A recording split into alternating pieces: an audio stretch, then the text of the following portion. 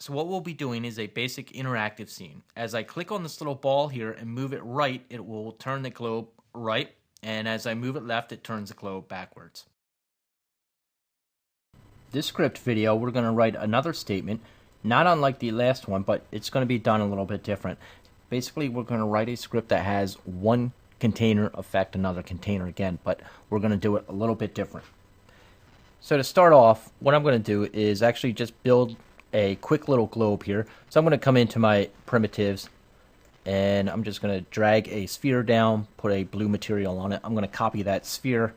I'm going to go into my server, find some images here to work with. So I'll go into my globals, go into my folder. I'm just going to use this map image here. I'm going to drop it onto my sphere. I'm going to get rid of that blue material. I'm going to click on the image and change the mapping to vertex. And if you want to drop another color on this, you can as well. I'm also going to group this and merge this particular group. So two ways that we can merge it. The top group is highlighted. I can right click and we can say merge container, no name, or we can highlight the top level group and there's this little merge button. I just merged it so it's a little bit easier for me to work with. I don't have so many containers to contend with and stuff. Okay, so that's one object. Now we're going to use another object here to affect it. So what I basically want to do, we could use any object, so I'm just going to use a sphere. But what we do want to do is have this globe rotate as we move our little sphere here. So I'm going to move our globe up and scale it up a little bit. And I'm going to use the script function to do that. So I'm going to go back into my built-ins, into the CP tab, into the global, and drag the script down onto my globe object. I'm going to click on the script, go into the script editor, and from here I can start typing. Before I start typing, what I want to do is just rename my containers here so that it will be a little bit easier for me in case I need to reference them. So I'll just call this one point. Now we're going to go up into our script editor and start typing our script. First thing that I need to do is actually identify my container. So I'm going to say dim point as container. Because the script function is on the globe, it already knows that, and we don't need to identify that particular container. So I have that identified. Now I need to start my subroutine. So I'm going to come into my events here, and we want to initialize this every time the scene is opened up. So we're going to use the sub on init. And within here is where I'm going to start typing. So we're going to say point, which is the name of that container, equals scene dot find container, and then we need the name of the container, point. So once the scene opens up, it's going to identify and know where that point container is. So we're done with that subroutine. We're going to start a new sub.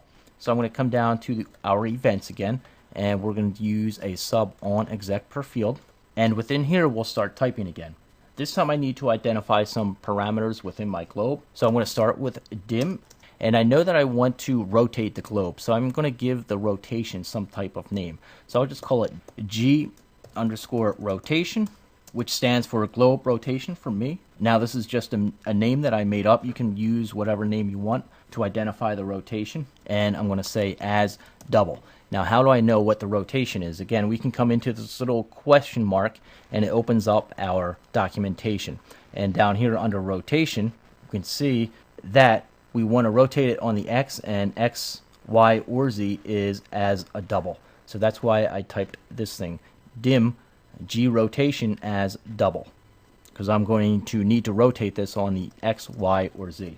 So now I need to connect the globe to my point object. So I'm going to say G underscore rotation equals point, which is the name of my other container, dot position dot X. And then I'm going to start off again and say G underscore rotation. This time I need to set a maximum and a minimum variable, so I don't want the globe to spin past 360 degrees or go below 0. So we're going to say equals, and we're going to set out some variables here. So I'm going to say the minimum variable and a maximum variable. And now we're going to tell it the actual. So 0 is my minimum, and my maximum here is 360. I don't want it to go past 360. This last statement here, I just need to tell it which axis I want the globe to rotate on. So I want to say this dot rotation dot Y equals the name of my rotation, which I gave it the name of G rotation. And spelling will count in here, so you have to make sure that everything is spelled correctly.